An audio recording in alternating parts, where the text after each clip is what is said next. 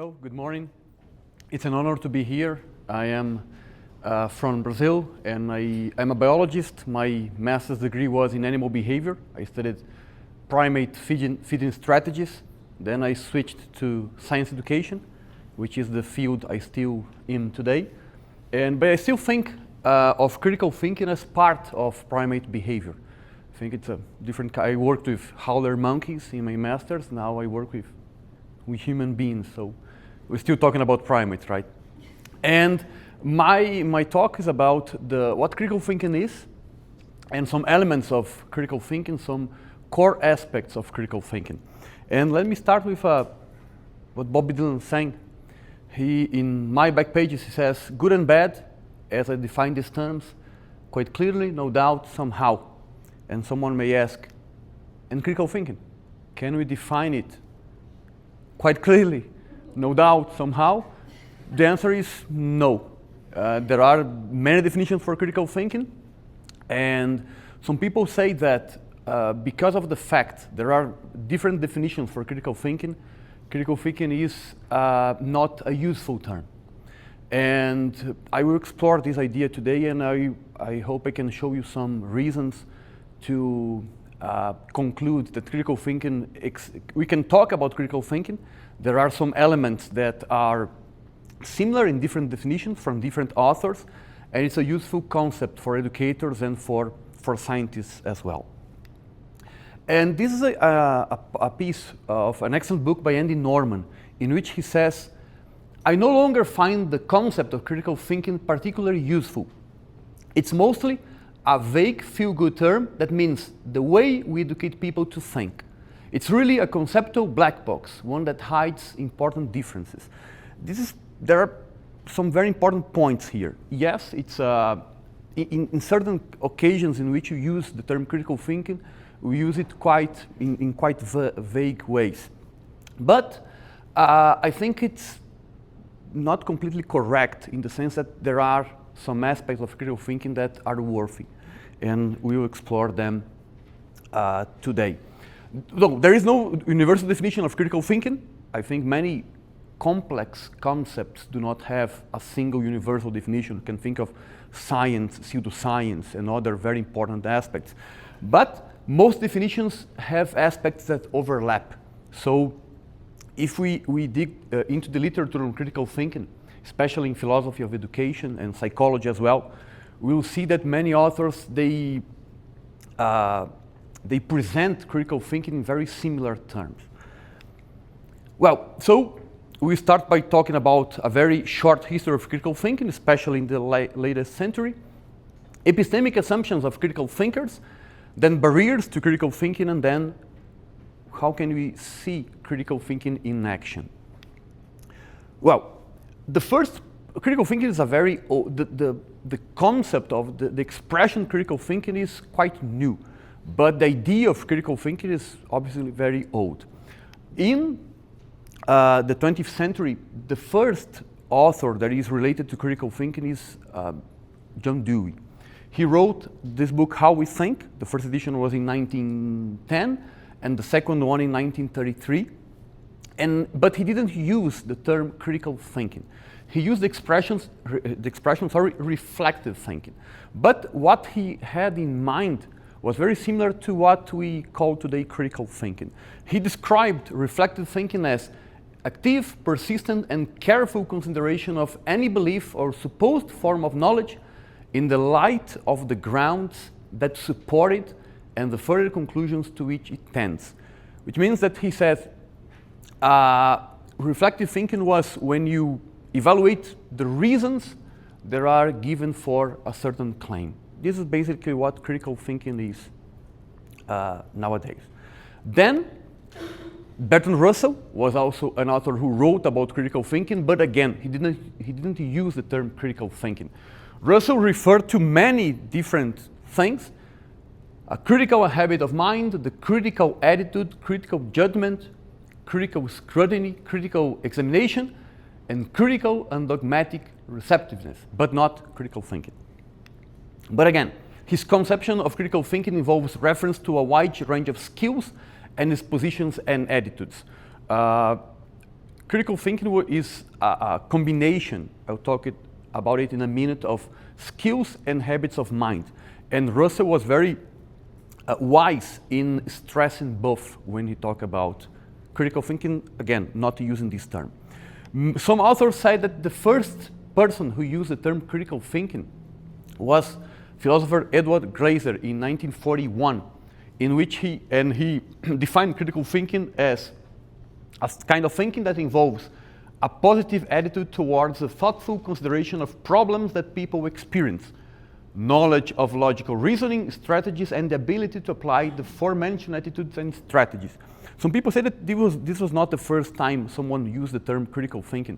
There are some authors that say that Thomas Henry Huxley, Darwin's bulldog, was the first person to write the expression critical thinking, but I couldn't find any reference to that.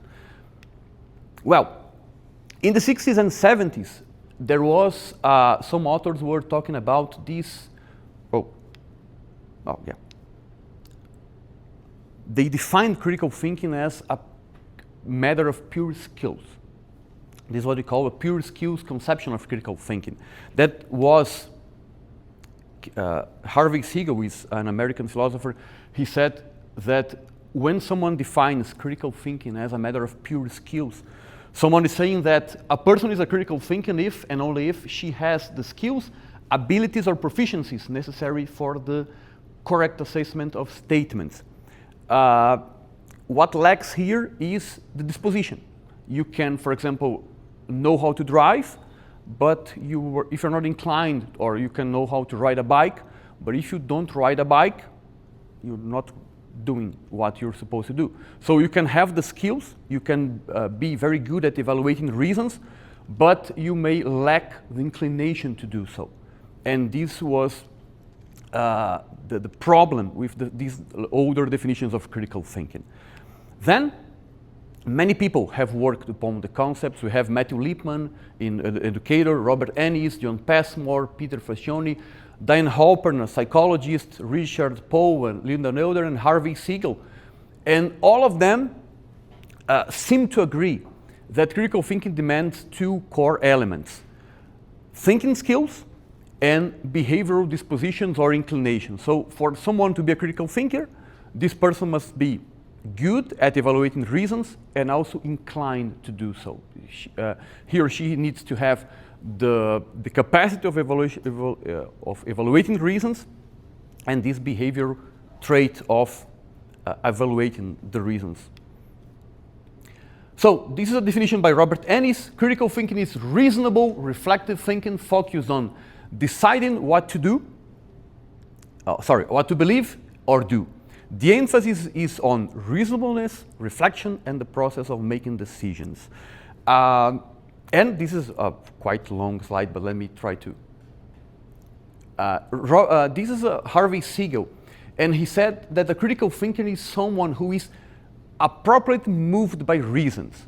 In other words, this is someone who is able to evaluate reasons, has a disposition to do so, and then change his mind or her mind according to this inquiry, right?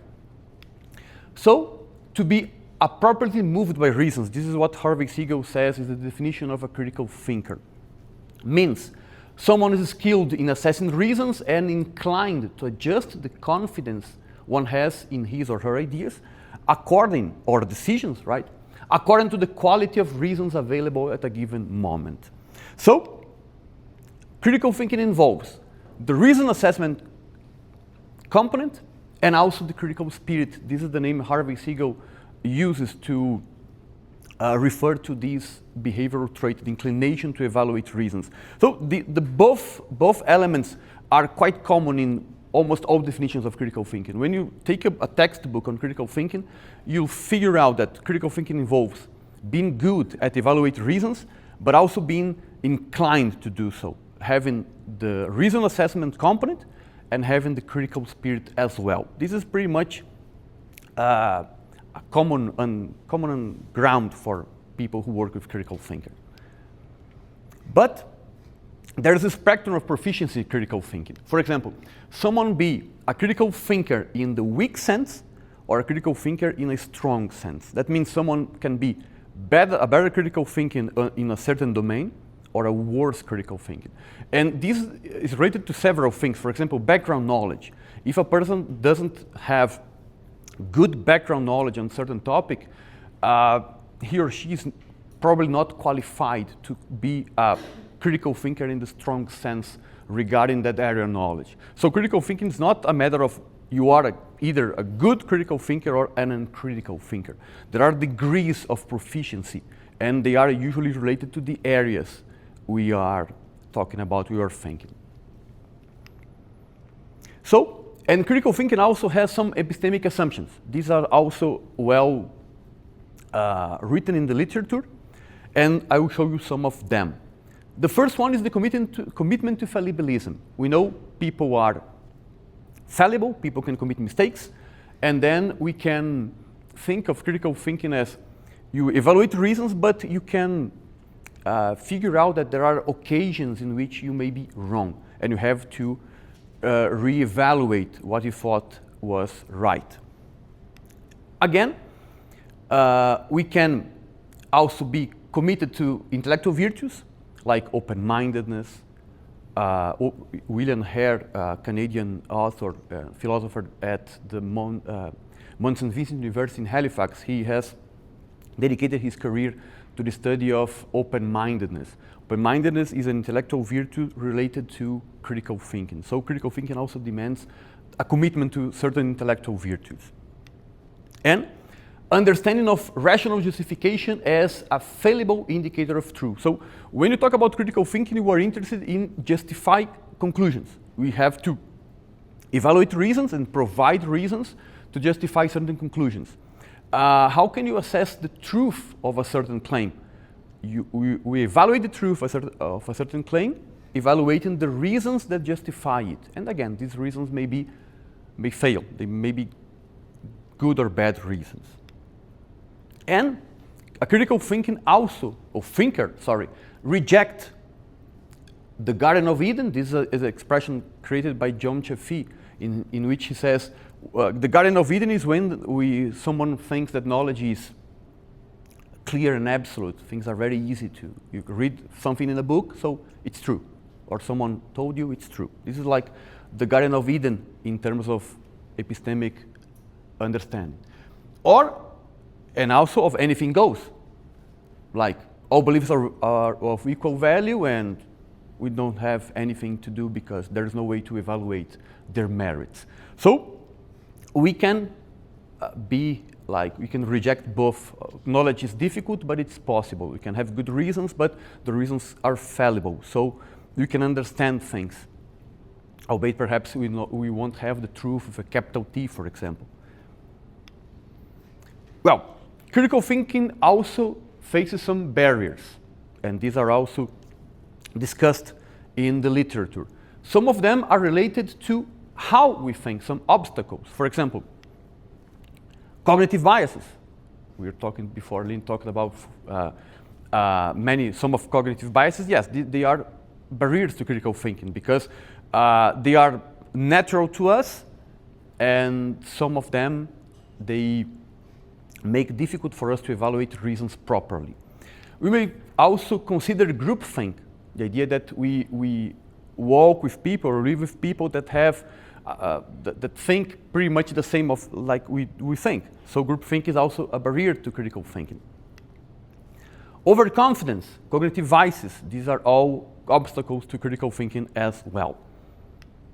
And there are some obstacles related to what we think. For example, if someone, and I have some friends who work in different departments at my university, and they are inclined to endorse relativism in their classes, even science classes. I think this is a barrier to critical thinking, because if we think that like anything goes, or there is no way to determine which argument is better, how can you think critically about reasons if they are all the same?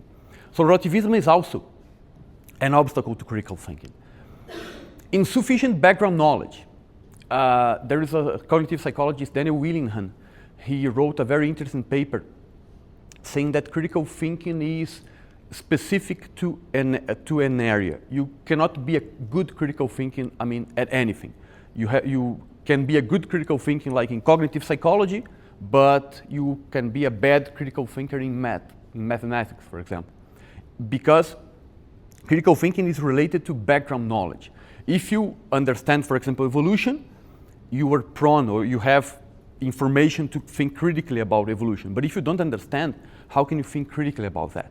So background knowledge is important to think critically. And unsupported or unreasonable core beliefs. All of us have a web of beliefs, and some of them are very strong and very important. And some of them may be wrong as well. And if we have wrong core beliefs, they are assumptions. If you assume that something occurs and this something is wrong, we won't think critically about certain claim. How can you see critical thinking in action? We think critically every day. It's not something that it's extraordinary. We go to a supermarket, we are trying to figure out which kind of food should we buy. We can think critically because, for example, if I have a certain condition like fatty liver, I will try to avoid food with a lot of sugar. So I'm figuring out reasons related to what I should or shouldn't buy. But there are some extreme examples. This is one of the greatest for me. The history of Harry Houdini. He wrote a book called A Magician Among the Spirits. For me, it's one of the best personal accounts of how critical thinking occurs. This is Houdini, his wife and his mom. And when Houdini's mom died, he wanted to communicate with her. He wanted to get in touch with her. And he wrote a book about his experience. So Houdini visited many mediums, many psychics, and all the elements of critical thinking are present in his book because he wanted to test a certain claim. That is, some people are able to contact the spirits of dead people. He was aware of his biases because he knew that he wanted a certain answer to be true. He wanted that these people were really able to contact dead people. And because of that, he did a lot of things to try to protect his inquiry against errors. For example, he contacted some friends who were also magicians to visit or some mediums and to test what they were doing, to try to figure out the ways they were doing certain things. Houdini was also a skilled magician, so he knew how to make tricks and to fool people without they realizing they were fooled. And the book is just excellent. If you haven't read the book, I indicated it was written in 1924. This is a great personal account of how critical thinking is. And in the end, Houdini says that he wanted to contact his mom, but all the evidence he had gathered and all the evaluation of the reasons he had done was not sufficient to make him believe that this was the case. So again, Houdini was moved by reasons. He got enough reasons saying that it was not possible that those people were contacting dead people, so he was moved by them. He changed his mind. He said, no, these people were not able to contact. They were just fooling people. And for educators, what can we learn from understanding or for thinking about critical thinking or on the nature of critical thinking? For example, when we have a better understanding of the nature of critical thinking, that permits us to organize activities that are aimed at fostering skills that are related to the evaluation of reasons and the critical spirit. Model and foster the critical spirit. This, I think, is the hardest part of critical thinking. It's usually easier to teach skills than to teach the critical spirit. And I'm not sure how someone can teach the critical spirit because it involves a lot of things. Psychological things, social things. It's very difficult. Lina was talking about like creationists before. How can you, for example, someone who lives in the middle of, in a group that thinks pretty much the same about a certain thing, it's very difficult for this person to raise his hand and say, no, look, I don't agree with that because of A, B, and C. So it's very difficult to foster the critical spirit, but this is very important. And this is also a problem with critical thinking tests. Usually what they measure is the skills a person has related to the evaluation of arguments. It's very difficult to measure the critical spirit, to measure the commitment or the inclination that a person has to the evaluation of reasons. This is perhaps the hardest point in teaching critical thinking, fostering the critical spirit and evaluating if critical spirit is being fostered. Well, also, to use appropriate epistemological assumptions in your classes. Again, as I said, if someone is a relativist teacher or educator, it's very difficult to teach critical thinking because you have to assume that reasons have a different way. Some reasons are good, some reasons are worse, and the task of a critical thinking is to distinguish them. So it's also important to understand the nature of critical thinking to calibrate our epistemological assumptions. And also assess critical thinking skills. As I said, there are some tests. If you look for them on the internet, there are very good tests for assessing critical thinking skills. But again, the very hard part, or the hardest part, is to assess the dispositions, the behavioral traits related to critical thinking. These are the hardest. And also to recognize critical thinking in action, and also to provide students certain conditions under which they can express, they can evaluate reasons, they can discuss reasons. Matthew Lipman, the philosopher I mentioned before, he created a concept called communities of inquiry, in which he worked with philosophy for children, and children worked in groups in which they had some tasks to do, some histories to read, and the stories had like some questions they needed to answer. And they were like dialoguing during the classes, exchanging reasons, evaluating reasons, presenting reasons. This is very important. Well, just to finish, critical thinking is a very tough concept. Again, it's a complex idea, but I think it's a very useful one. We can foster critical thinking in our classes, be then at like elementary school, high school, university, and I think we should focus on both things, trying to foster the ability to evaluate reasons, and also, and more difficult, the inclination to do so.